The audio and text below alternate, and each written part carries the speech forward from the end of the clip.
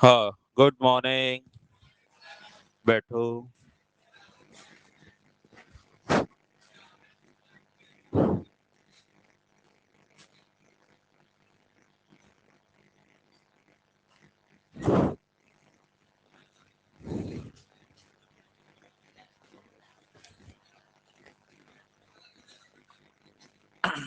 हाँ, तो पेपर दे दिया सबने।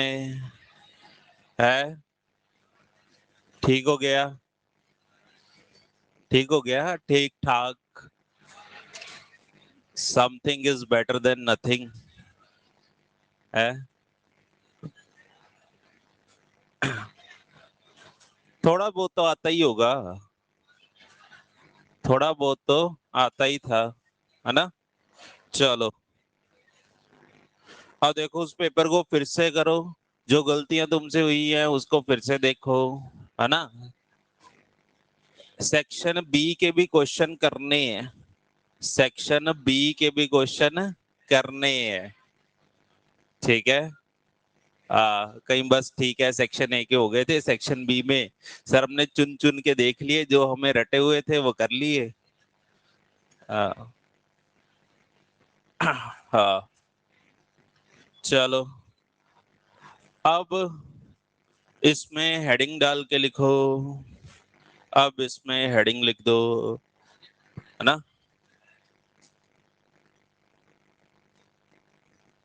अब इसमें हेडिंग लिखो, मैग्नेटिक मटेरियल्स, ना। इसमें हेडिंग लिख दो, मैग्नेटिक मटेरियल्स, ना। देखो जल्दी से पहले इस चैप्टर को खत्म करते हैं। Magnetic materials. हाँ, जो भी डाउट हो बेटा आज कर लो, पूछ लेना, या भी जाते हुए पूछ लेना, दोपहर को भी पूछ सकते हो। मैग्नेटिक मटेरियल्स, हेडिंग लिख दो, मैग्नेटिक मटेरियल्स, मैग्नेटिक मटेरियल्स। और उसमें फर्स्ट लिख दो, diamagnetic material, diamagnetic material, diamagnetic material, diamagnetic material. देखो लास्ट क्लास में हमने कुछ डेफिनेशंस पढ़ी थी, है ना। वो डेफिनेशन तुम्हें याद भी होंगी, तुमने लिख भी ली है ना। साइएम की वैल्यू नेगेटिव होती है डाया के लिए, ये सब बातें थी। तो डायामैग्नेटिक मटेरियल के लिए, है ना, डायामैग्नेटिक मटेरियल, इसमें लिखो, the materials, the materials which get, the materials which get weakly magnetized, which get weakly magnetized, weakly magnetized in opposite direction, in opposite direction, in opposite direction to the magnetic field, to the magnetic field, are called, are called diamagnetic, are called diamagnetic material, are called diamagnetic material। Points बना के लिखना। they are, they are repelled, they are repelled from the magnets, they are repelled from the magnets, repelled from the magnets. It means, it means they have tendency, they have tendency to move from, to move from stronger magnetic field, stronger magnetic field to weaker magnetic field, stronger magnetic field to weaker magnetic field, to weaker magnetic field, to weaker magnetic field. Next line में लिखो, they are made up of, they are made up of, they are made up of those atoms or molecules, those atoms or molecules whose dipole moment is zero, whose dipole moment is zero, whose dipole moment is zero. Next line लिखो, its susceptibility, its susceptibility,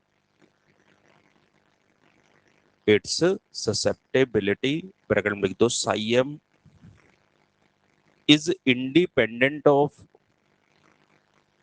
is independent of temperature, is independent of temperature, independent of temperature. इसके नीचे ये graph बना दो, यहाँ लिखना psi m, यहाँ लिख दो t,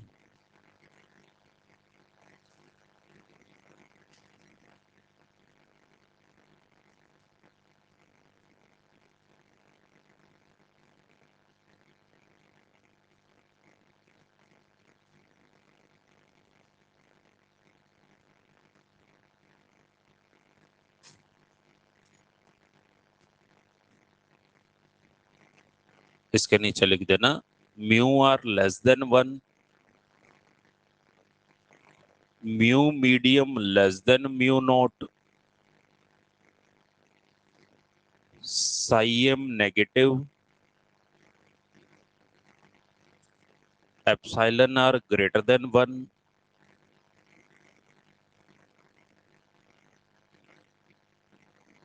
b inside less than b naught, b inside less than b naught, b inside less than b naught, b inside less than b naught.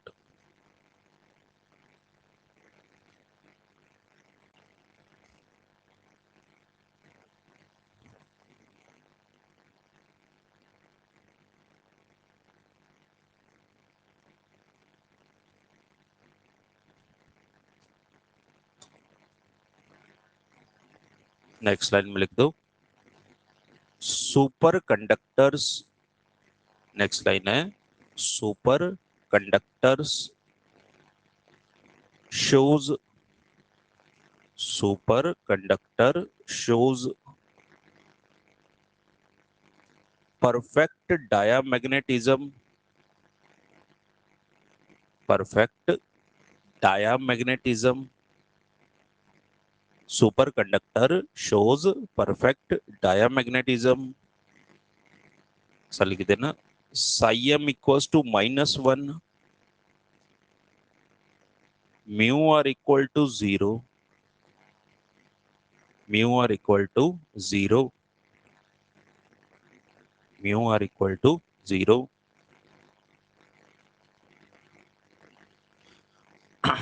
देखो अपने पास ना डायमैग्नेटिक मटेरियल की प्रॉपर्टीज आती हैं, वो एक टेबल बनता है ना, तो अपने लाइन से ही वो सब लिख ली हैं। पहले बताओ डायमैग्नेटिक मटेरियल क्या होते हैं? जो वीकली मैग्नेटाइज होते हैं, यानी जिनमें मैग्नेटिक प्रॉपर्टीज तो आएंगी लेकिन बहुत कम आएंगी और दूसरा अपोजिट डायरेक्शन में आएंगे। मुझे बताओ, ये अपने पास एक बार मैग्नेट है जिसका नॉर्थ पोल है जहां से मैग्नेटिक फील्ड लाइंस निकल रही है, और उसके सामने मैंने एक डायामैग्नेटिक मटेरियल को रख दिया है। अब ये डायामैग्नेटिक मटेरियल मैग्नेटाइज हो जाएगा, इसके पास नॉर्थ पोल साउथ पोल बनेंगे ना। अब सीधी सी बात है कि अगर मैग्नेटिक फील्ड लाइन आगे की ओर है तो उसका डायपोल मोमेंट आता था पीछे की ओर। याद करो, डायपोल मोमेंट एम वेक्टर पीछे की ओर होता था, यानी उसका नॉर्थ इधर बनता है और साउथ इधर बनता है, ताकि इसका एम वेक्टर किधर आ जाए, पीछे की ओर। तो ये मैग्नेटाइज तो हुआ है, पहली बात तो वीकली मैग्नेटाइज हुआ है, और दूसरी बात अपोजिट डायरेक्शन में हुआ है। तो अब जरा ध्यान से अगर तुम देखोगे तो यहाँ पे बाहर मैग्नेट का नॉर्थ पोल था, और ये जब खुद मैग्नेट बना तो इसका भी सामने क्या प्रोड्यूस हो गया, नॉर्थ पोल। तो ये वाला नॉर्थ पोल इस नॉर्थ पोल को क्या करेगा, रिपेल करेगा। रिपेल करेगा तो ये मटेरियल जो है ये इससे रिपेल हो जाएगा, इससे दूर भागेगा। तो जो डायमैग्नेटिक मटेरियल होते हैं वो मैग्नेटिक फील्ड के अंदर या बाहर मैग्नेट से क्या होते हैं, रिपेल होते हैं। क्या होते हैं, रिपेल होते हैं, दूर भागते हैं वो ना। यानी कई बार ऐसा भी बोला जाता है कि अगर अपने पास ये कोई है ना यू शेप की ऐसे ट्यूब है, इसके अंदर अगर हमने एक लिक्विड भर दिया तो बताना जरा, यहाँ पे एक नॉर्थ पोल लगा दिया और यहाँ पे एक क्या लगा दिया, साउथ पोल। तो ये magnet north pole south pole लगाने का मतलब मैग्नेटिक फील्ड लाइंस आ गई। अब ये जो लिक्विड है इस लिक्विड का लेवल नीचे डिप कर गया, यानी ये लिक्विड दूर भाग गया। अगर ये लिक्विड दूर चला जाएगा, ऊपर नहीं आएगा, नीचे चला जाएगा, तो इसका मतलब ये लिक्विड कौन सा था, पैरा था, फेरो था, या डाया था, डाया था, क्योंकि वही मैग्नेटिक फील्ड लाइन से दूर भागता है। तो वही मैग्नेटिक फील्ड लाइन से दूर भागेगा ना। ऐसे कोई और भी एग्जांपल दी जाती है कि अगर अपने पास जैसे ये कोई फिर से डायामैग्नेटिक मटेरियल है, और यहाँ पे फिर से उसको मैंने स्प्रिंग से अटैच कर रखा है, और यहाँ पे नॉर्थ पोल साउथ पोल है। नॉर्थ पोल साउथ पोल होने का मतलब यहाँ पे मैग्नेटिक फील्ड लाइंस है, और ये अगर डायामैग्नेटिक मटेरियल होगा तो ये उससे दूर भागेगा, यानी ये ऊपर चला जाएगा, तो ये स्प्रिंग क्या हो जाएगी, कंप्रेस। ये स्प्रिंग क्या हो जाएगी, कंप्रेस। तो ये स्प्रिंग कंप्रेस हो जाती है तो ये मटेरियल डायामैग्नेटिक है ना। अब इसकी टेंडेंसी कहाँ से कहाँ जाने की है, मुझे बताओ। इसकी टेंडेंसी है स्ट्रॉन्गर मैग्नेटिक फील्ड से वीकर मैग्नेटिक फील्ड की ओर जाने की। यहाँ मैग्नेटिक फील्ड कैसा है, स्ट्रॉन्गर है, ज्यादा है। जैसे जैसे रिपेल होके दूर जाएगा वहां पे मैग्नेटिक फील्ड क्या होगा, कम होगा। तो इसकी टेंडेंसी है फ्रॉम स्ट्रॉन्गर टू वीकर ना। इसकी ससेप्टेबिलिटी टेम्परेचर पे डिपेंड नहीं करती। तो पहली बात तो ग्राफ नेगेटिव में बनाना है। साइम पॉजिटिव होता है नेगेटिव होता है, नेगेटिव होता है। तो ग्राफ देखो मैंने किधर बनाया है, नीचे। और टेम्परेचर जैसे जैसे बढ़ा रहा हूँ देखो ये कांस्टेंट ही है, कोई फर्क नहीं पड़ता। दूसरा, ये मटेरियल उन एटम्स या उन मॉलिक्यूल से बने होते हैं जिनका डायपोल मोमेंट पहले से ही जीरो है। उनका डायपोल मोमेंट पहले से ही क्या है, जीरो। मतलब पहले से जीरो होने का मतलब सोचो कि उसमें जैसे एक इलेक्ट्रॉन तो घूम रहा है इधर, और दूसरा इलेक्ट्रॉन घूम रहा है अपोजिट डायरेक्शन में। एक अगर एंटी क्लॉकवाइज जा रहा है तो दूसरा कैसा जा रहा है, क्लॉकवाइज। अब जरा इनका डायपोल मूवमेंट सोचना जरा। अगर इसकी वजह से डायपोल मूवमेंट बाहर आएगा तो इसकी वजह से किधर आ जाएगा, अंदर की ओर। तो दोनों के डायपोल मूवमेंट क्या हो जाते हैं, कैंसल आउट। तो नेट पूरे एटम का डायपोल मूवमेंट कितना है, जीरो ना। अच्छा, इसमें mu r less than one होता है, अपन ने कल ही लिखा था। म्यू आर को mu medium by mu naught लिखते हैं, तो म्यू मीडियम लेस देन क्या होता है, म्यू नॉट। म्यू मीडियम कम है, इसका मतलब अंदर मैग्नेटिक फील्ड कम है और बाहर एयर में मैग्नेटिक फील्ड ज्यादा है। अच्छा, साई एम नेगेटिव है, epsilon r greater than one है, ये ध्यान रखना है ना, वो सबका ही वो ग्रेटर देन वन होगा। बी इनसाइड लेस देन क्या होता है, बी नॉट। अंदर मैग्नेटिक फील्ड कम है और बाहर एयर में क्या है, ज्यादा है। अच्छा, इसमें एक वर्ड आता है परफेक्ट डायामैग्नेटिज्म। जो सुपर कंडक्टर्स होते हैं, जो सुपर कंडक्टर्स है वो शो करते हैं परफेक्ट डायामैग्नेटिज्म। यानी साई एम माइनस वन है, साई एम माइनस वन है, साई एम माइनस वन। तो म्यू आर की वैल्यू कितनी हो जाएगी, जीरो। म्यू आर जीरो होने का मतलब समझ रहे हो, mu medium zero. Mu medium zero होने का मतलब अंदर मैग्नेटिक फील्ड लाइन है ही नहीं। यानी अगर मैं एक सुपर कंडक्टर मटेरियल को, ये कोई सुपर कंडक्टर मटेरियल है, अगर मैं इसको मैग्नेटिक फील्ड लाइंस में रख दूंगा तो एक ये सारी मैग्नेटिक फील्ड लाइंस को रिपेल कर देगा, एक भी मैग्नेटिक फील्ड लाइन इसके अंदर से क्रॉस करके नहीं जाएगी। अंदर मैग्नेटिक फील्ड को बना देता है ये जीरो। ये बात समझ रहे हो ना। लो पहले वो डायग्राम बना लो।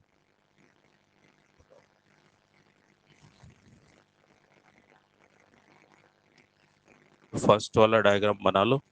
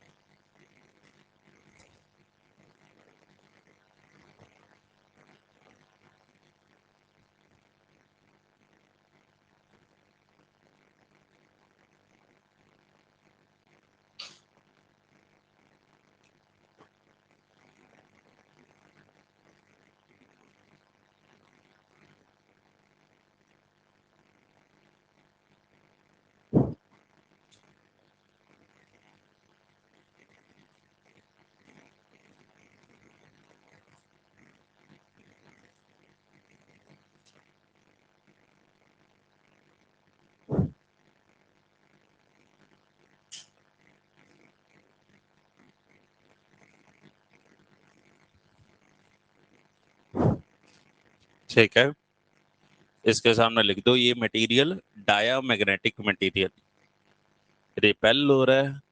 इसके सामने एरो लगा के लिख दो diamagnetic material, diamagnetic material, diamagnetic material.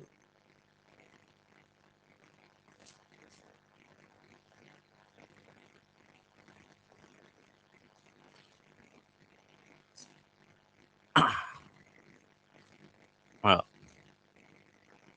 ठीक है। Okay. अब इसमें सेकंड पॉइंट लिखो, पैरामैग्नेटिक मटेरियल। सेकंड पॉइंट है पैरामैग्नेटिक मटेरियल।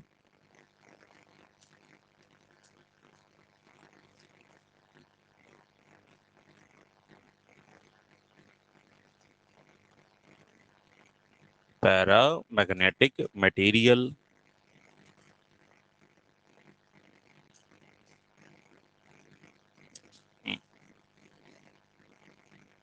इसमें लिखो the materials, the materials which get,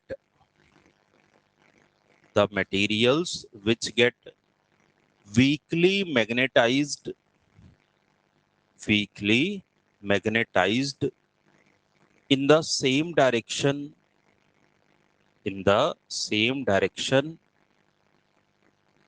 are called, are called paramagnetic, are called paramagnetic.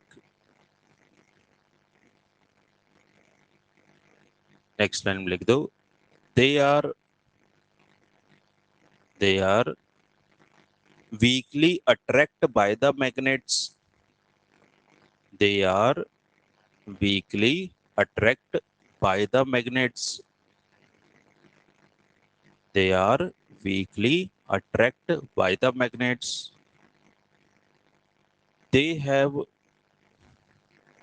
they have tendency, they have tendency to move from, to move from weaker magnetic field, weaker magnetic field to stronger magnetic field, to stronger magnetic field. Next line में लिखो, they are made up, they are made up from those atoms, from those atoms, they are made up from those atoms which have, which have non-zero dipole moment, non-zero dipole moment, but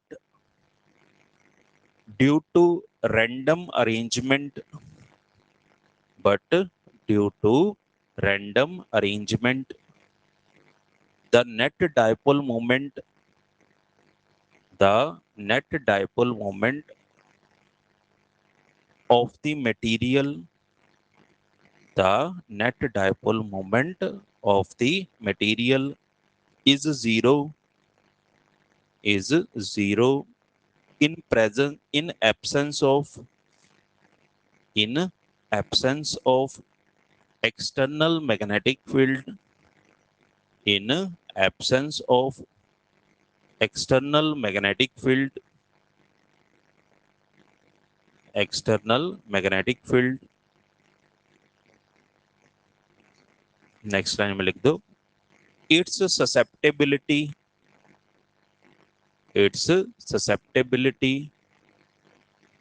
decreases with increase in temperature,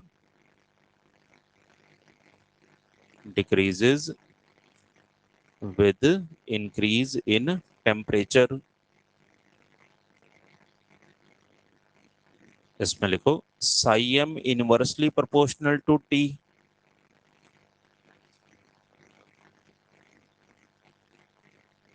psi m equal to constant divided by T,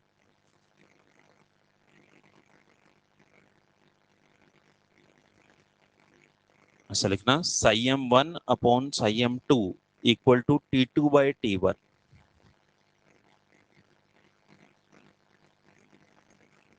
T2 by T1,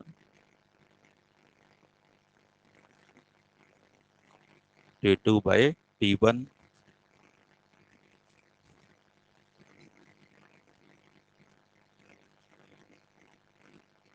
और इसके नीचे graph बना देना।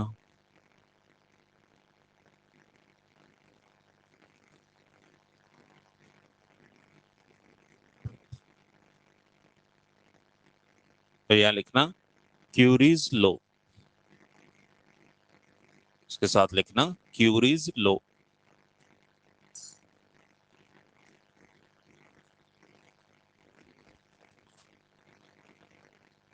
Curies लो।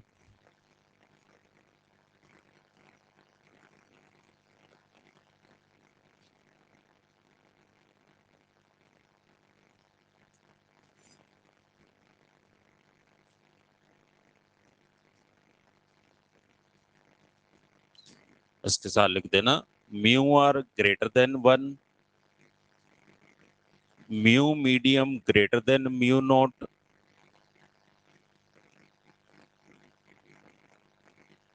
B inside greater than B naught, epsilon r greater than 1, psi m greater than 0।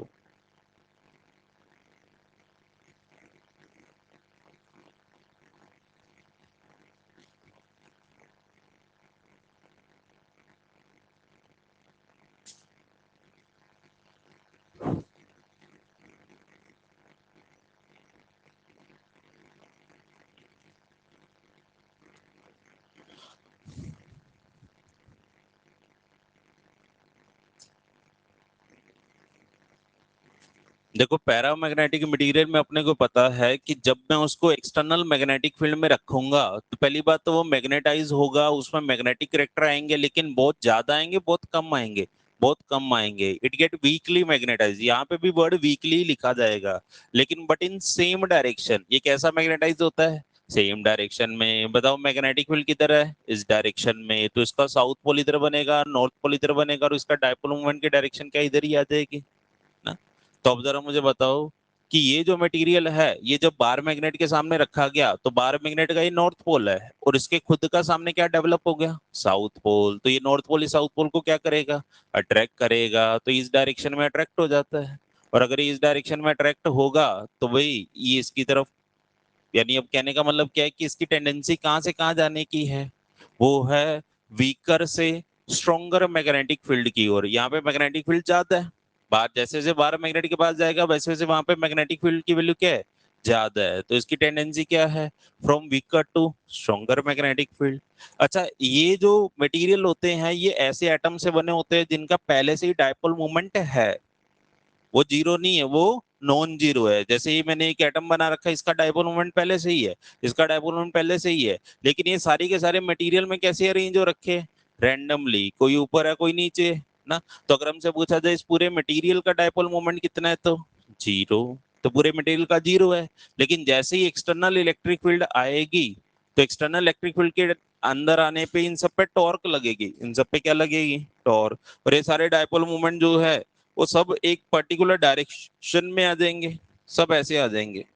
सब torque की वजह से B के अलोंग आ जाएंगे, मैग्नेटिक फील्ड के अलोंग आ जाएंगे। तो अब इस मटेरियल की डायपोल मोमेंट जीरो नहीं है ना।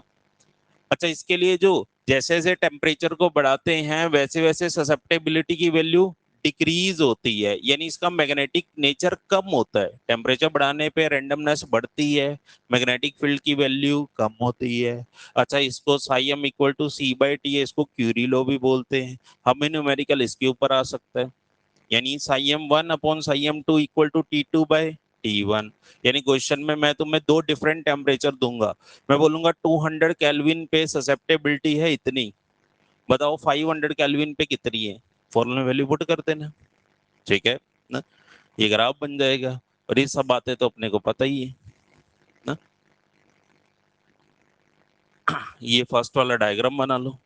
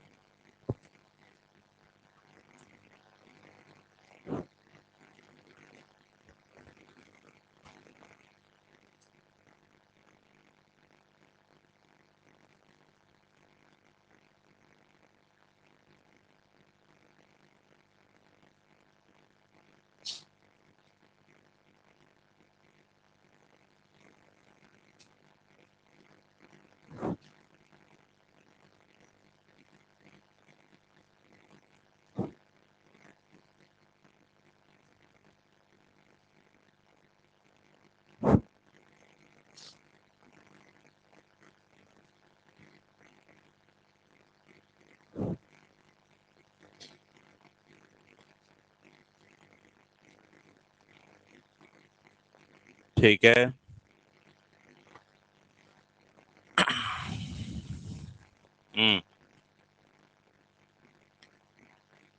चलो पहले यहाँ तक बनाया सबने।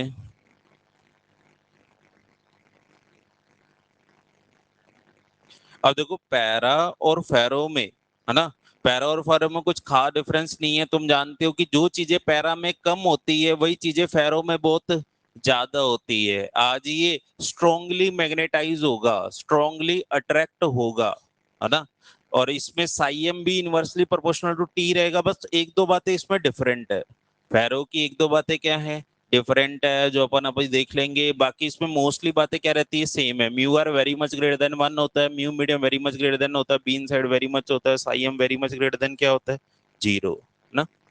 तो जैसे ना, अब जरा मुझे बताओ, जो फेरोमैग्नेटिक मटेरियल में हमें एक दो बातें ध्यान में रखनी है वो क्या है। सबसे पहले जो फेरोमैग्नेटिक मटेरियल है वो एटम्स से नहीं बने होते, वो किससे बने होते हैं, डोमेन्स से। फेरो में वर्ड क्या आ जाता है, डोमेन्स। अच्छा, डोमेन का मतलब क्या होता था सर, डोमेन का मतलब the group of the atoms और molecules which have dipole moment in same direction, which have dipole moment in same direction. यानी देखो मैंने ना यहाँ पे ग्रुपिज्म कर रखी है, यानी यहाँ पे ये एक ग्रुप है जिसका डायपोल मोमेंट किधर है, आगे। एक दूसरा ग्रुप है जिसका डायपोल मोमेंट किधर है, इधर है। एक तीसरा ग्रुप है जिसका डायपोल मोमेंट किधर है, इस डायरेक्शन में। तो इस ग्रुप को क्या बोला जाता है, डोमेन्स। इस ग्रुप को क्या बोला जाता है, डोमेन्स। लेकिन आज अगर हमसे पूछा जाए कि इस पूरे मटेरियल का डायपोल मोमेंट कितना है, तो अभी भी क्या है, जीरो ही है। इस पूरे मटेरियल का अभी भी डायपोल मोमेंट क्या है, जीरो ही है ना। क्योंकि ये सब के सब कैसे अरेंज हो रखे हैं, रैंडमली अरेंज हो रखे हैं।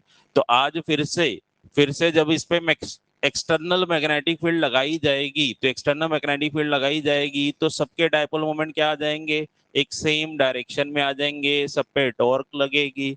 अब इस वाले केस में पूरे के पूरे ग्रुप देखो एक ही डायरेक्शन में आ जाएंगे, जिस डायरेक्शन में मैग्नेटिक फील्ड लगी होगी। तो इसमें मैग्नेटिज्म सबसे ज्यादा प्रोड्यूस होता है। इसमें मैग्नेटिज्म क्या होता है, सबसे ज्यादा। खुद देखो इसका डायपोल मोमेंट इस डायरेक्शन में है, इसका मतलब ये देखो, ये डायपोल जब अपन ऐसा बनाते थे यहाँ साउथ लिखते थे और यहाँ पे क्या लिखते थे, north.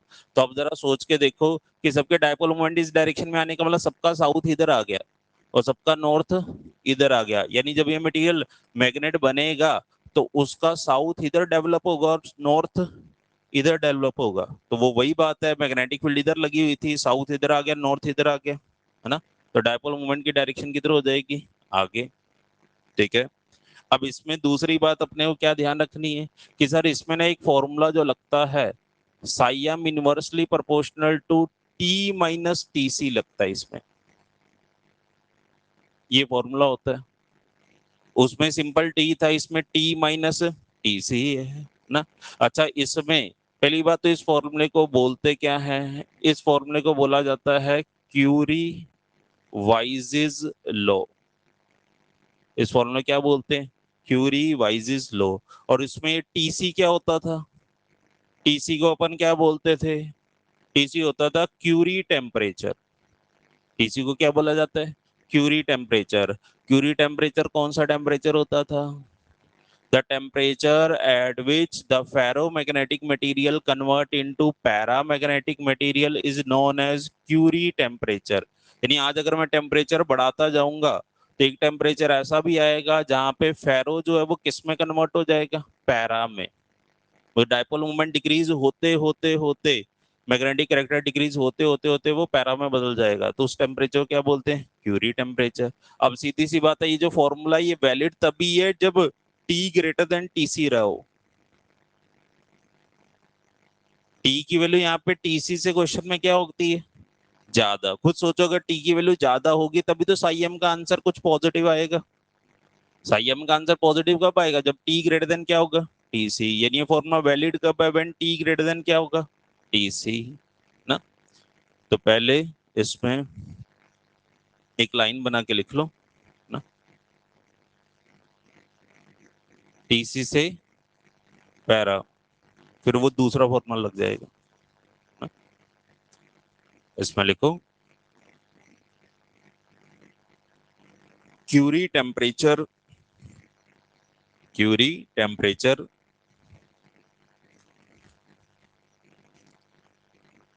the temperature, the temperature at which, the temperature at which a ferromagnetic material,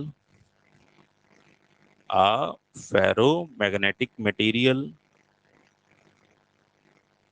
converts into, converts into paramagnetic material, converts into paramagnetic material।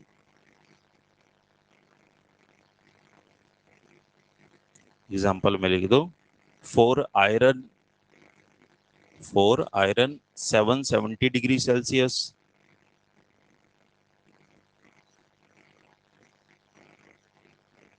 ये फॉर्मूला लिख दो।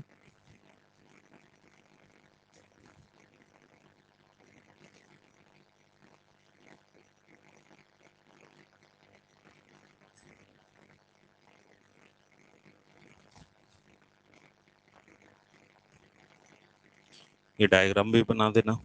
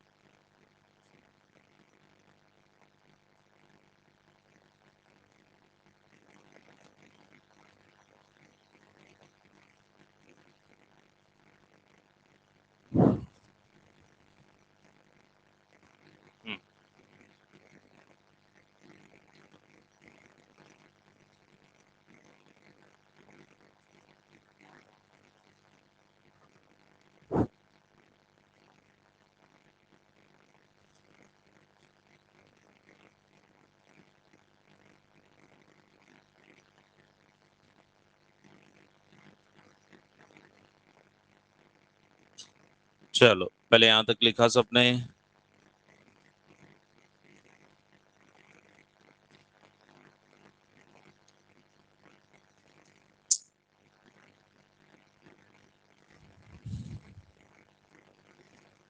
अब इसमें हेडिंग लिखो।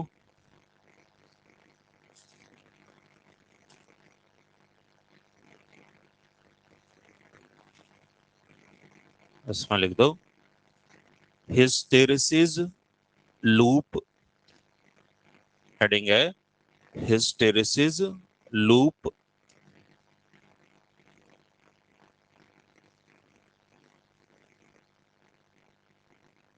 Hysteresis loop. Hysteresis loop.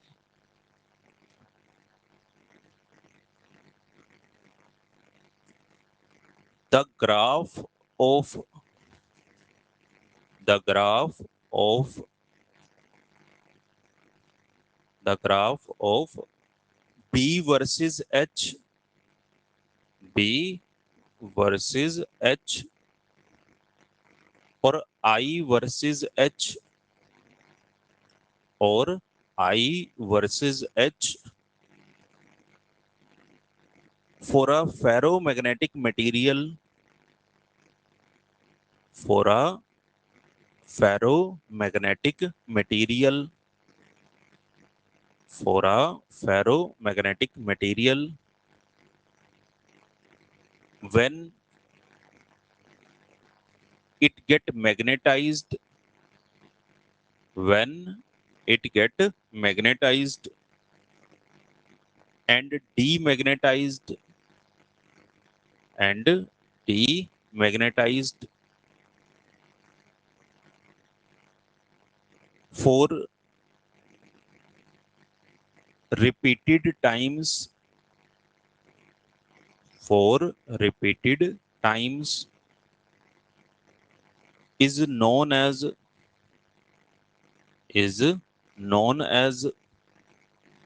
hysteresis graph, is known as hysteresis graph,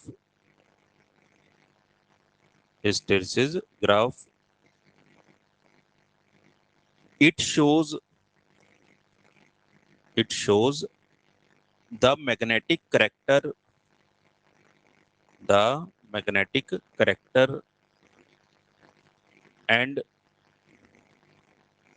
hysteresis loss, magnetic character and hysteresis loss, hysteresis loss in ferromagnetic materials,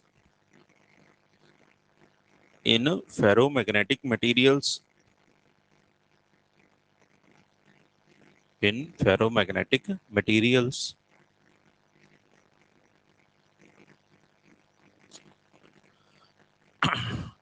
देखो अपने पास एक term आती है हिस्टेरिसिस ग्राफ या हिस्टेरिसिस लूप या हिस्टेरिसिस कर्व। पहली बात तो ये फेरोमैग्नेटिक मटेरियल के लिए बनाया जाता है। ये ग्राफ किन के लिए बनता है? फेरोमैग्नेटिक मटेरियल के लिए बनता है। अच्छा ये ग्राफ कब बनता है? जब हम एक मटेरियल को फेरो वाले मटेरियल को बार बार मैग्नेटाइज और डीमैग्नेटाइज करते हैं, यानी उसको हमने रिपीटेड टाइम में मैग्नेटाइज भी करना है, मैग्नेटिक कैरेक्टर लेके भी आने हैं और डीमैग्नेटाइज करने का मतलब उसमें मैग्नेटिक कैरेक्टर खत्म भी करने हैं और ऐसा उसमें रिपीटेड करना है, तब जाके अपने पास एक ग्राफ बनता है। सर ऐसा हम कब कर सकते हैं? जब हम एक सोलेनोइड के अंदर, मुझे पता है एक सोलेनोइड है, उसके अंदर मैंने एक फेरोमैग्नेटिक मटेरियल रखा हुआ है, ये फेरोमैग्नेटिक मटेरियल है और इसमें करंट फ्लो कर रहा है। अब अपने को पता है कि जैसे इसमें करंट फ्लो करेगा इसके अंदर मैग्नेटिक फील्ड लाइंस आएंगी और मैग्नेटिक फील्ड लाइन इस मटेरियल को क्या कर देंगी? मैग्नेटाइज कर देंगी, इसमें मैग्नेटिक कैरेक्टर आएंगे। फिर अगर मैं करंट को कम कर दूंगा, करंट को कम कर दूंगा तो मैग्नेटिक फील्ड लाइन कम हो जाएंगी, मैग्नेटिक कैरेक्टर भी कम हो जाएंगे। करंट अपोजिट डायरेक्शन में लगा दूंगा, मैग्नेटिक फील्ड लाइन अपोजिट में आ जाएंगी, तो ये मैग्नेटाइज होने के बजाय क्या हो जाएगा? डीमैग्नेटाइज हो जाएगा। तो सोलेनोइड के अंदर जब मैं रख के ऐसा बार बार उसके साथ करता हूँ तो मैं बोल देता हूँ कि मैंने इसके लिए हिस्टेरिसिस ग्राफ बनाया है और हिस्टेरिसिस ग्राफ में बेसिकली मैं एच को चेंज कर रहा हूँ। याद करो एच का फॉर्मूला क्या होता था? एन इंटू आई।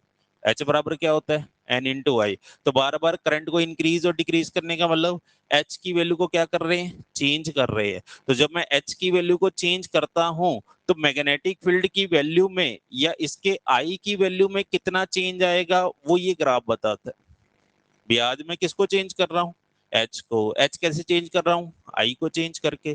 तो इसकी B की वैल्यू, B मतलब इसके अंदर जो मैग्नेटिक फील्ड है वो या इंटेंसिटी ऑफ मैग्नेटाइजेशन जो है वो दोनों क्या हो रहे हैं, चेंज हो रहे हैं। तो कई बार कुछ बुक्स में ये B वर्सेस H लिखा होता है, कुछ बुक्स में ये I वर्सेस H लिखा है, तो दोनों का मतलब एक जैसा ही है ना। अब इसमें अपने को है ना समझना क्या है कि जैसे मुझे बताओ कि आज ये 0 से स्टार्ट होता है, देखो 0 से पहले जाता है ये A तक, फिर ये वापस आता है A से B तक, B से वापस आता है ये C तक, C से वापस आएगा D तक, फिर उसके बाद E, फिर उसके बाद F। ये ग्राफ ऐसे चल रहा है देखो। अब ऐसे चलने का मतलब क्या होगा कि सर जैसे जैसे हम H की वैल्यू को इंक्रीज करेंगे, H कैसे इंक्रीज करेंगे, करंट इंक्रीज करके। जैसे जैसे मैं H की वैल्यू को इंक्रीज करूंगा, मैग्नेटिक फील्ड इंक्रीज हो रही है, तो इसमें I की वैल्यू भी इंक्रीज हो रही है। वो मटेरियल मैग्नेटाइज हो रहा है, मैग्नेटाइज हो रहा है, और इस A पॉइंट पे आके इसमें B मैक्सिमम आ गया या H क्या आ गया, मैक्सिमम। जितना मैक्सिमम ये मैग्नेटाइज होना था वो हो चुका है। इसको A वाले पॉइंट को बोलते हैं सेचुरेशन पॉइंट। ए वाले पॉइंट को क्या बोल देते हैं, सेचुरेशन पॉइंट। यानी जितने उसके सारे के सारे डोमेन थे वो सब एक पर्टिकुलर डायरेक्शन में अरेंज हो गए और उसमें मैक्सिमम मैग्नेटिक फील्ड आ चुका है ना, उस फेरो मैग्नेटिक मटेरियल में। अब क्या होगा, अब मैं एच को डिक्रीज करूंगा, मुझे मैग्नेटिक फील्ड डिक्रीज करना है, तो मैं एच को डिक्रीज कर रहा हूँ, तो ये ग्राफ भी पीछे जा रहा है, डिक्रीज हो रहा है, डिक्रीज हो रहा है, डिक्रीज हो रहा है। और इस बी पॉइंट पे आके अगर तुम देखोगे तो इस बी पॉइंट पे आके एच की वैल्यू कितनी हो गई है, 0। देखो एच एक्स एक्सिस के ऊपर था और ये वाई एक्सिस है, तो वाई एक्सिस के ऊपर एक्स कोऑर्डिनेट कितना होता है, 0। यहाँ पे एच की वैल्यू क्या हो गई है, 0।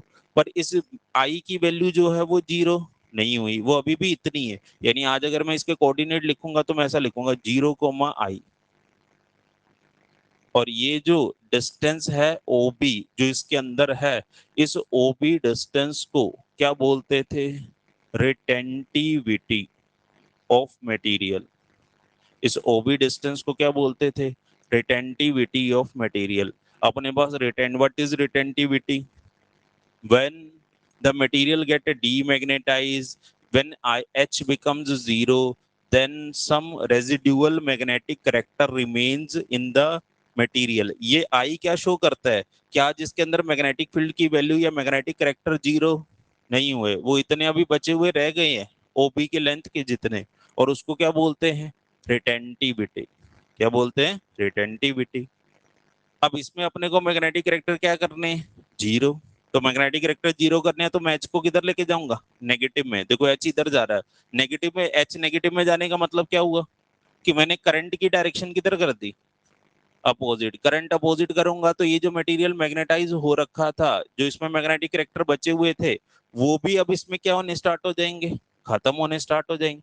देखो ये आई अब ग्राफ और नीचे जा रहा है और नीचे जा रहा है, और इस पॉइंट पे आके, इस पॉइंट पे आके मुझे बताना जरा, आई की वैल्यू बिल्कुल ही क्या हो गई, 0। लेकिन इस पॉइंट पे आके एच इतना नेगेटिव हो गया, ये प्लस एक्स है तो ये क्या है, माइनस एक्स है। तो यहाँ पे एच पॉजिटिव है नेगेटिव है, नेगेटिव है। तो एच नेगेटिव होने का मतलब क्या है कि मैंने करंट अपोजिट डायरेक्शन में कर दिया, यानी इसके कोऑर्डिनेट होंगे तो वो लिखे जाएंगे -H, 0। और ये वाली जो लेंथ आती है जिसको अपन ओ सी बोल रहे हैं, इस ओ सी वाली लेंथ को क्या बोलते थे अपन, कोरेसिविटी। इस ओ सी वाली लेंथ को अपन क्या बोलते हैं, कोरेसिविटी। वो जगह what is coercivity, corrosivity is the negative value of H that should be applied on the material so that its magnetic character becomes 0, ताकि उसके मैग्नेटिक करेक्टर पूरी तरह से खत्म हो जाए। तो उसको क्या बोलते हैं, कोरेसिविटी, है ना। अब उसमें हमने अगर और नेगेटिव में एच लगा दी तो ये अब उल्टा जाना स्टार्ट हो जाएगा, यानी अब ये फिर से सेचुरेशन, जैसे वो ए वाला सेचुरेशन वाला पॉइंट है तो डी भी क्या है, सेचुरेशन वाला, लेकिन अपोजिट डायरेक्शन में। पहले सारे डोमेन इस डायरेक्शन में अलाइंड हुए थे, तो अब सारे डोमेन इस डायरेक्शन में अलाइंड होंगे। ये फिर से सैचुरेशन वाला पॉइंट आ गया, फिर से अपन एच की वैल्यू को डिक्रीज करेंगे, यानी यहां से देखो, देखो यहां से लेके यहां तक तो ये मैग्नेटाइज हुआ, फिर यहां से लेके यहां तक, ए से लेके सी तक वो क्या हुआ, डीमैग्नेटाइज हुआ। ये एक उसका साइकिल कंप्लीट हो चुका है।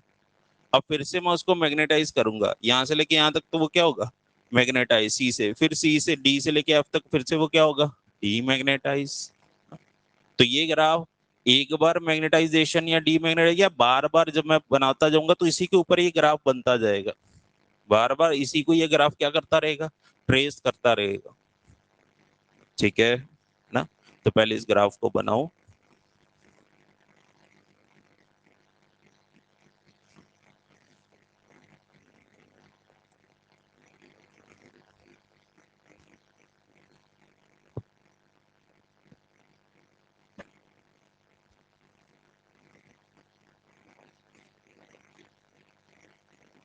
डीमैग्नेटाइज किया तो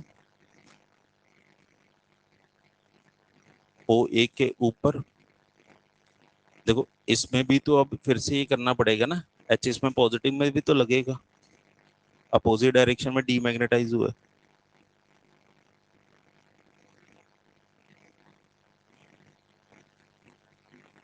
क्योंकि वही है ना, अगर पूरा ऐसे चला जाता तो उसके मैग्नेटिक रिएक्टर खत्म हो जाते, लेकिन उसमें मैग्नेटिक रिएक्टर बचे हुए रह गए, तभी वो ऊपर यहाँ खत्म हो गया।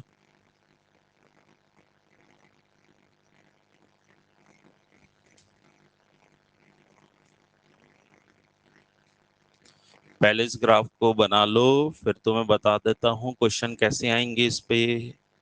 बिल्कुल सिंपल ग्राफ है।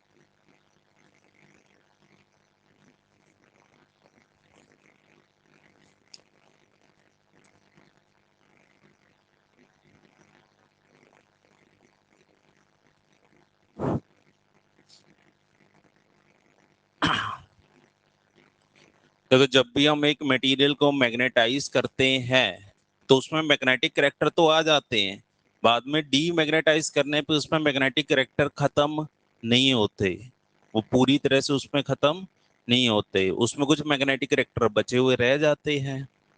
तो जो करैक्टर बचे हुए रह जाते हैं उसको बोलते हैं रेजिड्यूअल मैग्नेटिज्म, है ना। और उसी को ही कौन शो करता है, रिटेंटिविटी। उसी को ही कौन शो करता है, रिटेंटिविटी। जितनी ज्यादा रिटेंटिविटी होगी उतनी ही ज्यादा रेजिडुअल मैग्नेटिज्म ज्यादा होगी। कई बार ऐसा होता है ना, जैसे मान लो अभी तो तुम लोग पढ़ रहे हो, तुम में अभी पढ़ने वाले करेक्टर डेवलप हो रहे हैं, मान लेते हैं, हालांकि भाई विश्वास बहुत कम हो रहा है ना, पर मान लेते हैं तुम लोगों में पढ़ने वाले करेक्टर क्या हो गए हैं, डेवलप हो गए हैं, है ना। अब पढ़ने वाले करेक्टर डेवलप हो गए हो, यहाँ पे सेचुरेशन पॉइंट आ गया, सेचुरेशन पॉइंट आ गया, पढ़ रहे हैं, ठीक है, मान लेते हैं टेस्ट भी हो गया, नीट का पेपर भी हो गया, और मान लो सिलेक्शन भी हो गई है। अब इतना कुछ मान रहे हैं तो ये भी मान ही लो, सैचुरेशन पॉइंट आ गया, नीट में सिलेक्शन भी हो गई है, नीट में सिलेक्शन भी हो गई है, खत्म।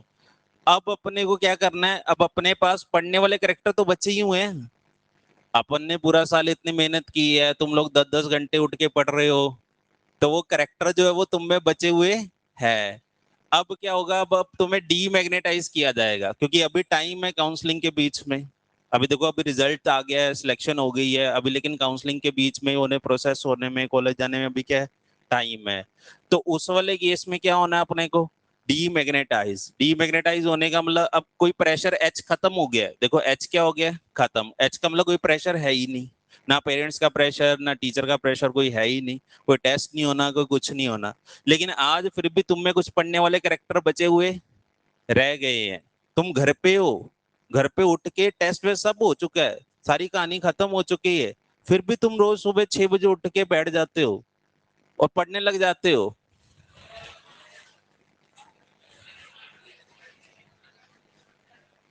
क्योंकि पढ़ने वाले कैरेक्टर बचे हुए हैं। तो अब क्या होगा, अब घर वाले सोचेंगे ये तो पागल हो जाएगा, सुबह उठ के मुझे मुझे सुनाने लग जाता है। हाँ, है सारे फॉर्मूले फिर से रट्टा मार रहे हो, सारी बायो फिर से पढ़ रहे हो, ऐसा तुम्हारे साथ हो रहा है ना।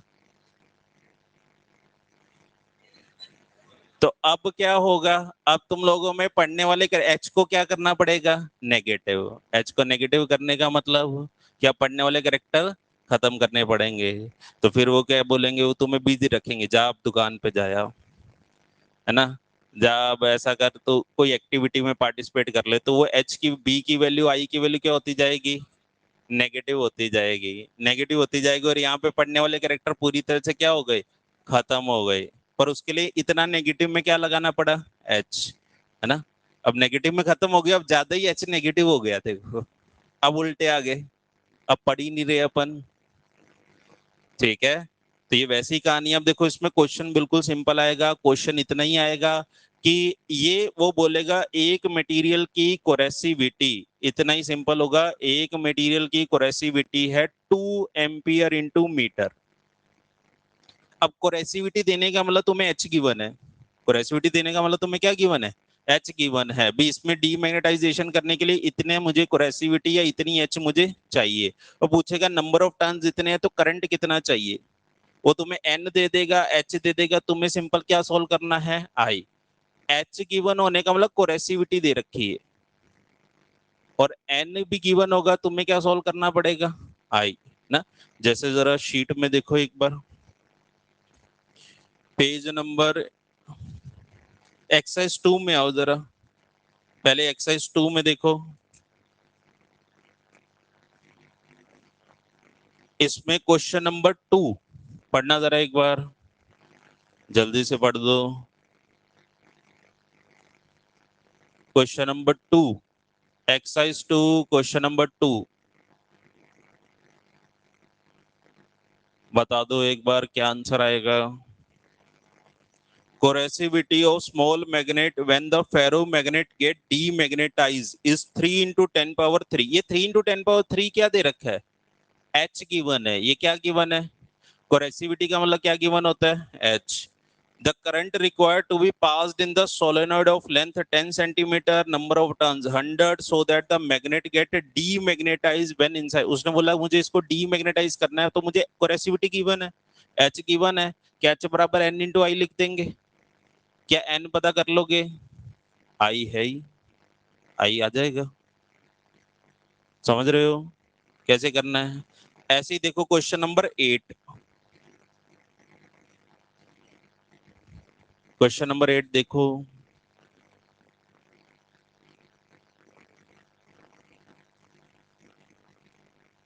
क्या तुम्हें बीएच ग्राफ दे रखा है, बीएच ग्राफ में देखो लास्ट वाली लाइन देखो क्या लिखी हुई है, the current that should be passed in the solenoid to demagnetize. उसने बोला इसमें कितना करंट पास करे ताकि इसके अंदर वाला मटेरियल क्या हो जाए, डीमैग्नेटाइज। अच्छा, इसको डीमैग्नेटाइज करने के लिए मुझे नेगेटिव में एच लगाना पड़ता है, जिसको मैं कोरेसिविटी बोलता हूँ।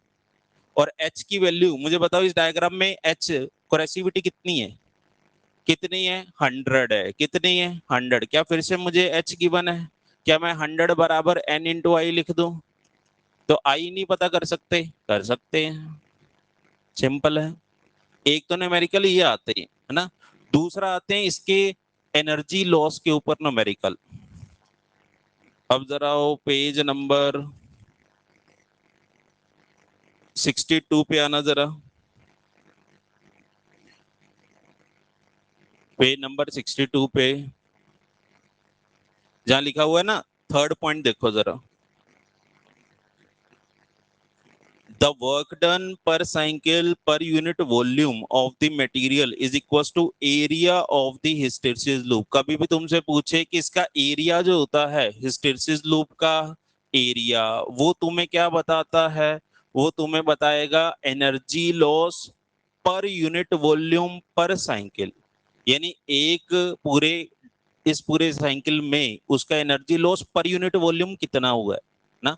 इसके नीचे देखो जो डब्ल्यू एच का फॉर्मूला लिखा है, डब्ल्यू एच का फॉर्मूला उसको बॉक्स में बंद कर लो, जहां पे लिखा ना volume of the material into area into frequency into time. कभी भी अगर किसी क्वेश्चन में तुम्हें टोटल हिस्टैरिसीस लॉस पता करना है, टोटल हिस्टैरिसीस लॉस, तो तुम्हें एरिया गिवन होगा, तुम्हें क्या करना है, एरिया को सबसे पहले किससे मल्टीप्लाई कर देनी है, उस मटेरियल के वॉल्यूम से, फिर आगे किससे मल्टीप्लाई करनी है, फ्रीक्वेंसी से, फिर आगे किससे मल्टीप्लाई करनी है, टाइम से। ये सारे फैक्टर तुम्हें गिवन होंगे, तुम्हें सबको मल्टीप्लाई करना है, तो टोटल हिस्टैरिसीस लॉस आ जाएगा, टोटल हिस्टैरिसीस लॉस आएगा। ये न्यूमेरिकल आता है, एनसीईआरटी में एक है ऐसा न्यूमेरिकल ना। जैसे इसका न्यूमेरिकल जो है ना, वो मिलेगा, देखो जरा पेज नंबर 67 पे, पेज नंबर 67 पे क्वेश्चन नंबर 51, क्वेश्चन नंबर 51 पढ़ो एक बार।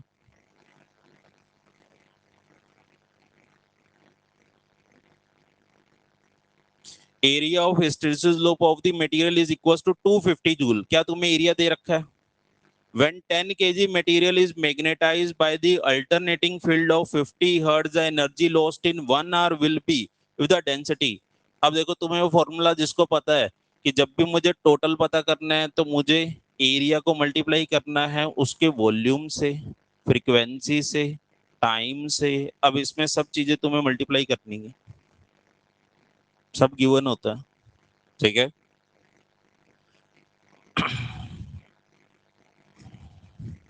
अब इसकी एक्सरसाइज को करना है, ये पूरी इसकी एक्सरसाइज। अब देखो इसमें एक चीज और आती है, याद करो अपने पास होता था soft ferromagnetic material and hard ferromagnetic material. Question number page number 61 पे देखो, पेज नंबर 61 पे, 61 पे एक बॉक्स सा बना हुआ है, उस बॉक्स में देखो सॉफ्ट और हार्ड दोनों लिखे हुए हैं। सॉफ्ट वाले कौन से होते हैं? जिनकी रिटेंटिविटी कम होती है और जिनकी कोरेसिविटी भी क्या होती है, कम होती है। जिनके हिस्टैरिसीस लूप का एरिया भी क्या होता है, कम होता है। जिनमें सारे फैक्टर कम होते हैं उनको क्या बोलते हैं, सॉफ्ट फेरोमैग्नेटिक मटेरियल। और जिनमें सारे फैक्टर ज्यादा होते हैं उनको क्या बोलते हैं, हार्ड फेरोमैग्नेटिक मटेरियल, जिनमें high retentivity, high coercivity, high energy loss होता है, ठीक है। अब इसमें ही पूछा जाता है, बताओ सॉफ्ट आयरन का यूज किस में किया जाता है? तो सॉफ्ट आयरन का यूज किया जाता है क्या बनाने में, याद करो, ट्रांसफॉर्मर की कोर बनाने में, पहली बात। दूसरा, इलेक्ट्रोमैग्नेट बनाने में। सॉफ्ट आयरन की रिटेंटिविटी, कोरेसिविटी, सारे फैक्टर क्या होते हैं, कम होते हैं। हालांकि ये सारे फैक्टर कम नहीं होते। अब देखो मैं तुम्हें थोड़ा सा और बता देता हूँ। जो दो ग्राफ होते हैं, यहाँ पे मुझे देख के बताओ। एक ग्राफ तो ये बनाया, ये थोड़ा और पतला बनाना था। एक ग्राफ ये बना दिया, ये बनाया है सॉफ्ट आयरन का। ये दो ग्राफ बनते हैं, एक तो किसका बनता है, सॉफ्ट आयरन का, दूसरा किसका बनता है, स्टील का। दूसरा ये येलो वाला ग्राफ किसका बनाया हुआ है, स्टील का।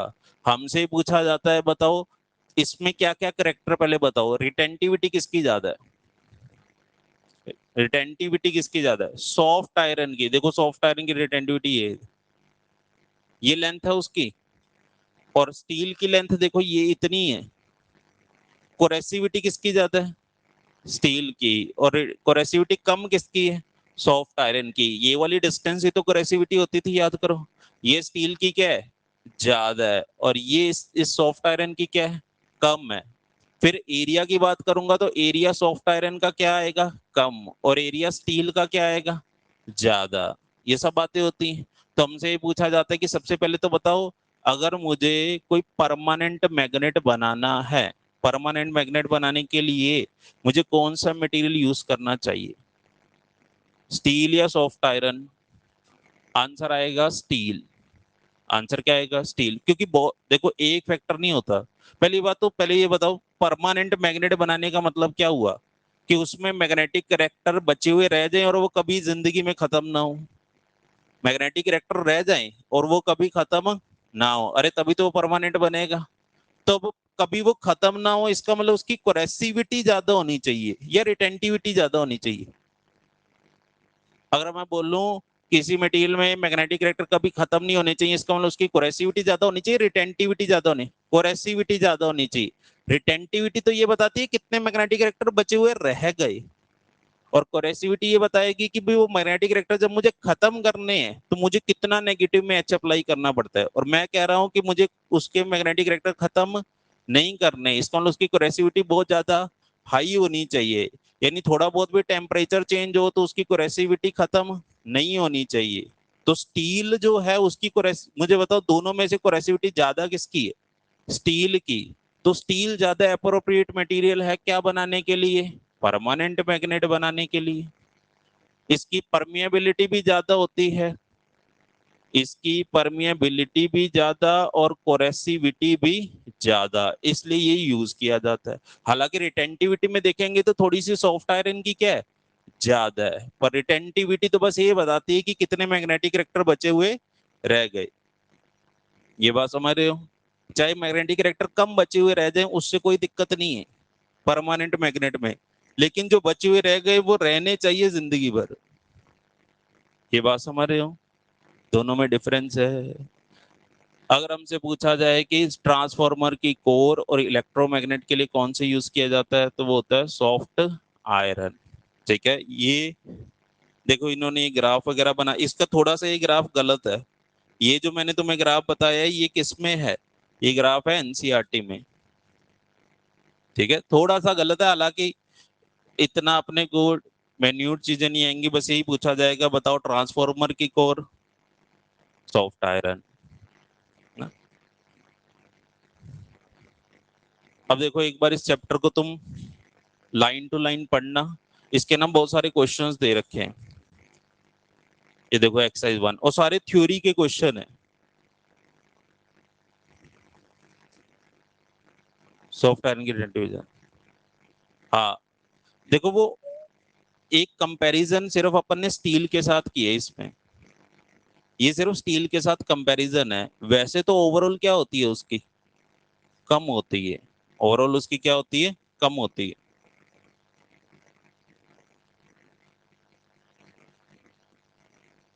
देखो तुम्हें exercise 1, exercise 2, exercise 3, exercise 1, exercise 2 और एक्सरसाइज 3, ये तीनों की तीनों करनी है, और आज ही जाके कर लेना क्योंकि अभी तुम्हें ताजा ताजा याद है, तुम सारे क्वेश्चन टिक कर दोगे।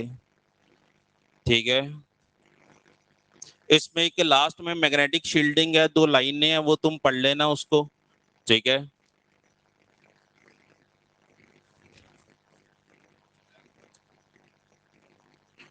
अब इसमें है ना, अब इसमें नेक्स्ट पेज पे हेडिंग डाल के लिखो,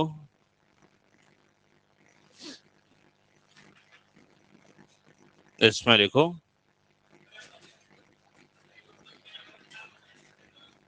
electro magnetic induction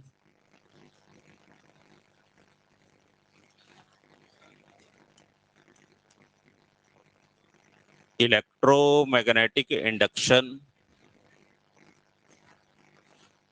next page पे हेडिंग डाल के लिखो इलेक्ट्रोमैग्नेटिक इंडक्शन। देखो इसमें ना मैग्नेटिज्म में 3 चीजें होती थी, एक होता था बार मैग्नेट ना, एक होता है मैग्नेटिक मटेरियल्स, और तीसरा होता है अर्थ मैग्नेटिज्म। तो इसमें सिर्फ अपना अर्थ मैग्नेटिज्म बच गया है, वो अर्थ मैग्नेटिज्म ईएमआई के साथ ही करेंगे। ईएमआई में जब क्वेश्चन अर्थ मैग्नेटिज्म के जो न्यूमेरिकल आते हैं वो ईएमआई के साथ आते हैं। याद करो ऐसे होते थे ना न्यूमेरिकल, एक रोड को रिलीज किया तो मैग्नेटिक फील्ड लाइन को कट करके जाएगा, हॉरिजॉन्टल वाली या वर्टिकल वाली। तो जब मैं तुम्हें पहले उसमें अर्थ मैग्नेटिज्म समझाऊंगा तो फिर उसमें वो सारे क्वेश्चन तुम्हारे कवर हो जाएंगे। ठीक है, तो इसी के अंदर ही आएगा वो अर्थ मैग्नेटिज्म। अब पहले इसमें लिख दो electromagnetic induction.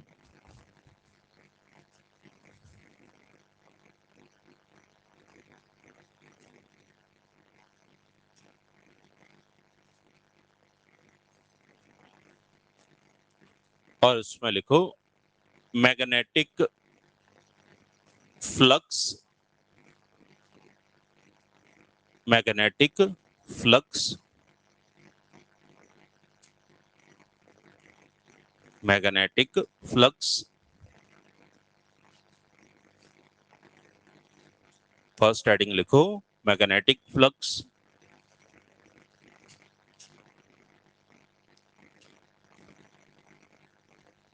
the number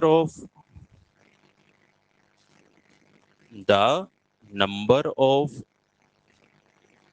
magnetic field lines, the number of magnetic field lines passing, the number of magnetic field lines passing perpendicularly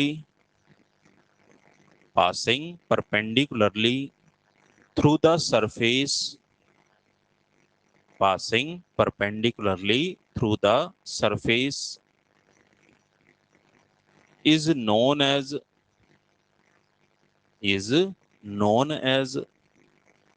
magnetic flux, is known as magnetic flux.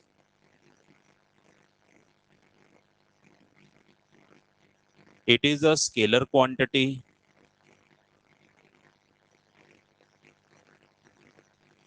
It is a scalar quantity. Its unit is Weber. Its unit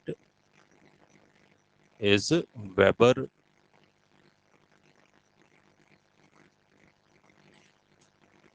देखो अपने पास जैसे electric flux होता था ऐसे ही same magnetic flux भी है। Magnetic flux क्या होता है कि किसी सरफेस में से कितनी मैग्नेटिक फील्ड लाइंस परपेंडिकुलरली पास कर रही हैं तो वो मैग्नेटिक फ्लक्स को शो करती हैं। जैसा हम लोगों ने एक ये सरफेस बना रखी है, सरफेस का जो एरिया होता था वो अपने पास कितना है ए, और ये जो सरफेस है ये मैग्नेटिक फील्ड लाइंस में रखी हुई है। अब ये जो मैग्नेटिक फील्ड लाइंस है ये यूनिफॉर्म भी हो सकती है और ये नॉन यूनिफॉर्म भी हो सकती है। अब इसके लिए याद करो सबसे पहले तो अपने को एरिया वेक्टर बनाना होता था। याद करो एरिया वेक्टर इस सरफेस के कैसा बनता था, परपेंडिकुलर। ये सरफेस ऐसे रखी हुई है तो ऐसे बनेगा। अच्छा ये इसके साथ कितने एंगल पे होता था, 90 पे, और इन दोनों बी और ए के बीच में एंगल कितना होता था, थीटा। तो इस वाली सरफेस में से जो पासिंग फ्लक्स होता था वो होता था phi equals to N B A cos theta. इसमें नंबर ऑफ टर्न्स भी गिवन होती हैं तो इसमें हर बार एन आगे मल्टीप्लाई ही आएगा। तो फॉर्मूला होता है N B A cos theta. N होता है number of turns, B magnetic field, A उसका एरिया, और ये थीटा क्या है ना, theta is the angle between B vector and A vector. ये बी और ए के बीच में ही एंगल है ना। अच्छा कई बार क्वेश्चन में ना अपने को ये वाला एंगल गिवन होता है, ये कौन सा एंगल है, ये है angle between plane and magnetic field, plane of the loop या plane of the coil with magnetic field. तो अगर मुझे प्लेन वाला एंगल दे रखा है तो ये अगर थीटा दे रखा है तो ये कितना हो जाएगा, 90 माइनस थीटा। तो अपन जानते हैं कि अपने को हर बार जो थीटा लिखना है वो बी और ए के बीच का लिखना है ना। अगर मुझे प्लेन के साथ है ना, प्लेन एंड बी के बीच में अगर मुझे एंगल थीटा दे रखा है तो फिर मुझे जो एंगल यूज करना है वो कौन सा करना है, 90 माइनस थीटा। और ये जनरली इसके क्वेश्चन काफी सारे हैं, इसमें ऐसे क्वेश्चन बहुत बहुत आए हुए हैं। प्लेन के साथ दे रखा है तो उसके साथ कितने, है ना। अच्छा ये फॉर्मूला अपने को अप्लाई ही कब करना है, जब अपने पास क्वेश्चन में मैग्नेटिक फील्ड कैसी हो, यूनिफॉर्म हो। यूनिफॉर्म मैग्नेटिक फील्ड के लिए ही ये अप्लाई होता है।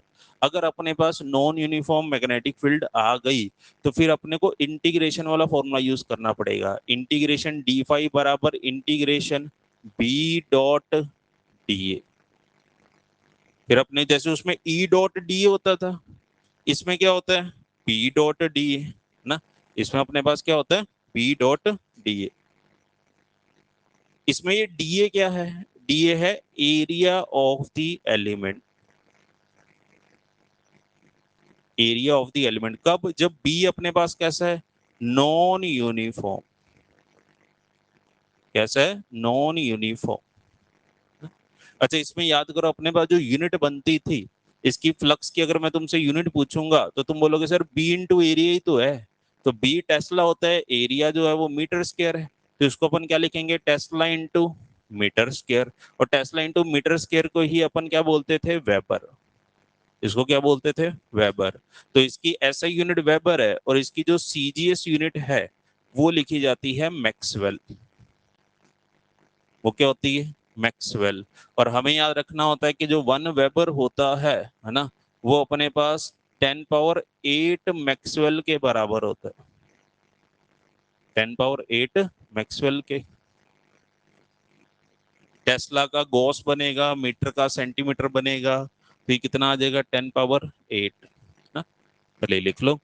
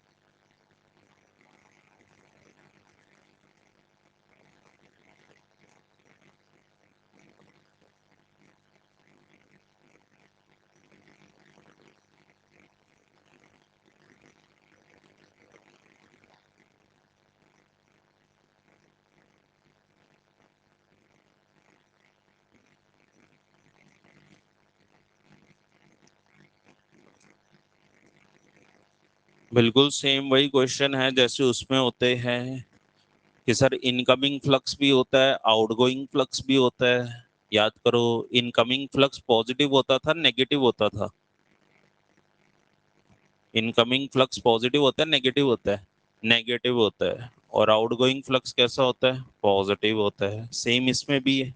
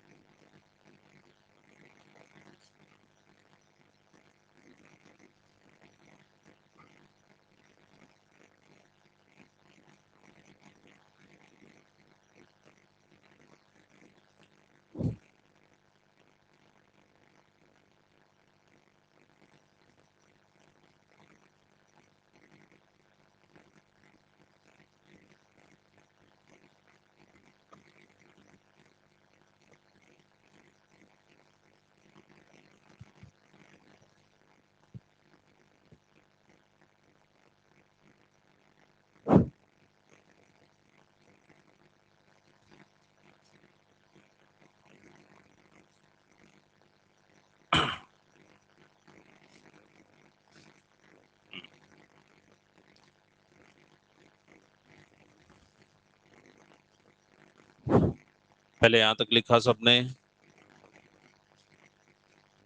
इसके नीचे पॉइंट बना के लिखो।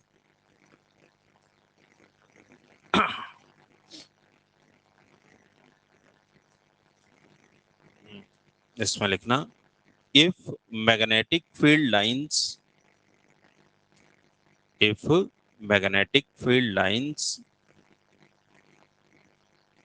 are perpendicular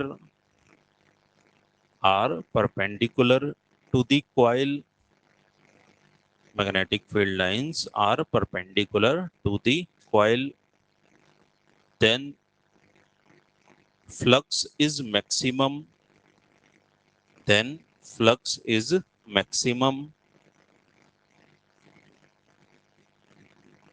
if they are if they are parallel to the if they are parallel to the coil or loop, if they are parallel to the coil or loop, then flux is minimum, then flux is minimum, that is zero, that is zero, that is zero। तो मुझे बताओ, एक ये जो loop होती है और loop के साथ फ्लक्स कितना लिंक करता है। तो पहले वाले केस में अगर मैग्नेटिक फील्ड लाइंस उसके परपेंडिकुलर है, मुझे बताना जरा यहाँ पे मैग्नेटिक फील्ड की डायरेक्शन किधर है, क्रॉस में। अब यहाँ पे ये एक्सटर्नल मैग्नेटिक फील्ड होती है, ये जो अपन फॉर्मूला लिखते हैं ना बी ए कॉस थीटा में, ये बी क्या है, जो उसने खुद ने प्रोड्यूस किया है या जो एक्सटर्नल है। जो एक्सटर्नल है, जो एक्सटर्नल है खुद तो तब प्रोड्यूस करेगी जब मैं पहले इसमें क्या फ्लो करवाऊंगा, करंट। अभी मैं किसी क्वेश्चन में करंट नहीं, अभी तो लूप रखी हुई है। तो बताना जरा इसके लिए बी की डायरेक्शन किधर आएगी, पहले बताओ बी किधर है, क्रॉस में। क्रॉस का मतलब मैं क्या लिख दूंगा, माइनस के कैप। बताओ इस लूप के लिए एरिया वेक्टर किधर बनेगा, इस लूप के लिए एरिया वेक्टर की डायरेक्शन क्या होती थी, perpendicular to the surface and towards the observer. तो बताओ ये लूप जो है ये इस ब्लैक बोर्ड के प्लेन में रखी हुई है, एरिया वेक्टर किधर आएगा, बाहर। तो बताना जरा, एरिया वेक्टर बेटा लिखूंगा तो क्या प्लस के कैप लिख दूंगा। तो बताओ बी अंदर है, एरिया वेक्टर किधर है, बाहर है। दोनों के बीच में थीटा कितना है, 180 डिग्री। थीटा 180 डिग्री है तो फ्लक्स का आंसर याद करो, बी ए कोस 180 डिग्री। फ्लक्स पॉजिटिव आएगा नेगेटिव आएगा, नेगेटिव आएगा। फ्लक्स कैसा आएगा, नेगेटिव। ये नेगेटिव साइन होने का मतलब क्या हुआ कि ये फ्लक्स कम है या ज्यादा है, ये फ्लक्स कम नहीं है। ये नेगेटिव साइन आने का मतलब क्या है, ये इनकमिंग फ्लक्स है। ये उस लूप के लिए कैसा फ्लक्स है, इनकमिंग फ्लक्स है, अंदर जाने वाला फ्लक्स है। बस ये नेगेटिव साइन का मतलब ये है। इसका मैग्नीट्यूड तो आज भी बी ए ही है, इसका मैग्नीट्यूड तो आज भी कितना है, बी ए ही है। ये मिनिमम फ्लक्स है क्या, नहीं नहीं, ये उसका, बल्कि ये तो मैक्सिमम है। बस वो नेगेटिव साइन क्या शो करता है कि ये अंदर जाने वाला फ्लक्स है। ऐसे ही मुझे बताओ इसमें मैग्नेटिक फील्ड किधर है, डॉट में। बताओ बी की डायरेक्शन किधर है, प्लस के कैप। एरिया वेक्टर किधर है, प्लस के कैप। बताना जरा इनके बीच में थीटा कितना है, 0 डिग्री। थीटा 0 डिग्री तो बताना फ्लक्स का आंसर क्या लिखूंगा, क्या प्लस बी ए लिख दूं। ये पॉजिटिव साइन का मतलब क्या हुआ, आउटगोइंग फ्लक्स है। जो खुद सोचो, इस लूप में से तो मैग्नेटिक फील्ड लाइन बाहर ही तो आ रही है, तो फ्लक्स आउटगोइंग है। इसके अंदर जा रही है तो फ्लक्स इनकमिंग है ना। और अगर अपने पास मैग्नेटिक फील्ड लाइन ऐसे शो कर रखी है, बताओ इसके लिए बी की डायरेक्शन किधर है, प्लस आई कैप। इसका एरिया वेक्टर किधर है, प्लस के कैप। एरिया वेक्टर तो अभी भी बाहर ही है। बताना है इनके बीच में थीटा कितना है, 90 डिग्री। तो बताओ फ्लक्स का आंसर क्या आ जाएगा, 0। कोस 90 कितना होता है, 0। तो ये फ्लक्स कैसा है, मिनिमम है। ये फ्लक्स कैसा है, मिनिमम है। एक लूप में से मिनिमम फ्लक्स कितना पास हो सकता है, 0। जब मैग्नेटिक फील्ड लाइन कैसी बन जाए, लूप के पैरेलल। ये मैग्नेटिक फील्ड लाइन लूप की कैसी निकल रही है, पैरेलल। ये इसको कट करके नहीं जा रही, इसके ऊपर से निकल रही है ना। पहले डायग्राम बना लो।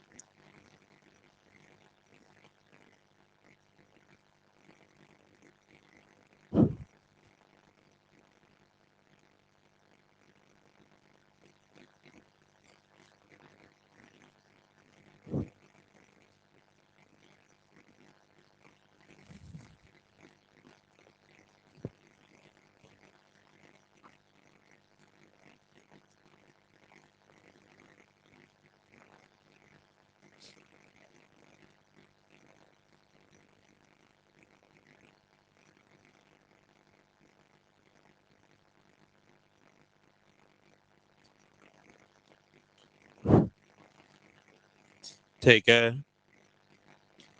पहले बताओ, इतनी बात पता लग गई। फ्लक्स माइनस बी ए भी होगा, प्लस बी ए भी होगा। कोई क्लोज लूप होती है तो याद करो यूनिफॉर्म मैग्नेटिक फील्ड में रखी जाती है तो टोटल फ्लक्स कितना होता था, 0। जितनी मैग्नेटिक फील्ड लाइन अंदर जाएंगी उतनी उससे बाहर आएंगी, है ना। के एक क्वेश्चन लिखो ना, एक क्वेश्चन लिखो।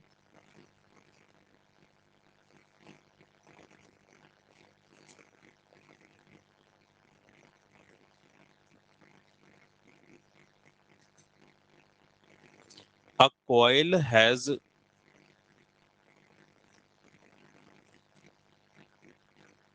a coil has 20 turns, 20 turns, and each has area, each has area 0.2 meter square. If the plane of the coil, if the plane of the coil makes an angle 30 degree, plane of the coil makes an angle 30 degree with the direction of magnetic field, with the direction of magnetic field of 0.1 Tesla, of 0.1 Tesla, then find find the flux linked with the coil, the flux linked with the coil, the flux linked with the coil.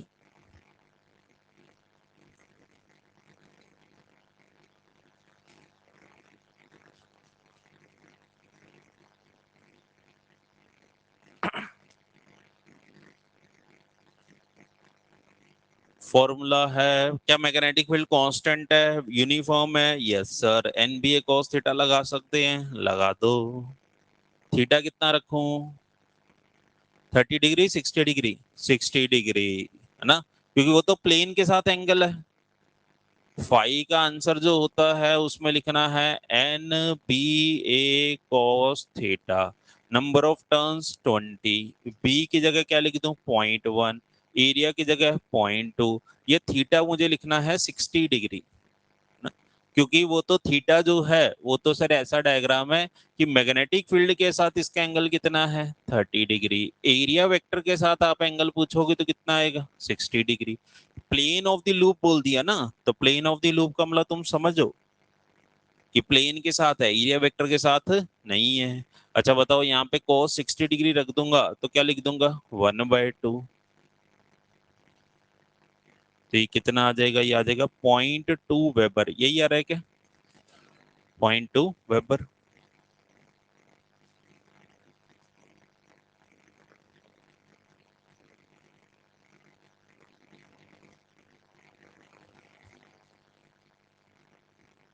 अब ये तो किसका question था, uniform का ना, के है बस।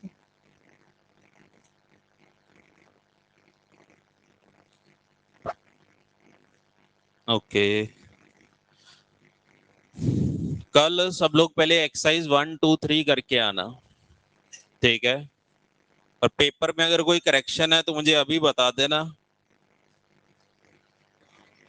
सब पहले तो अपन सॉल्व करेंगे। कर लिया था घर पे जाके, है कर लिया था, चलो कोई करेक्शन तो नहीं है, आए नहीं होंगे वैसे तो करेक्शन नहीं है, चलो फिर।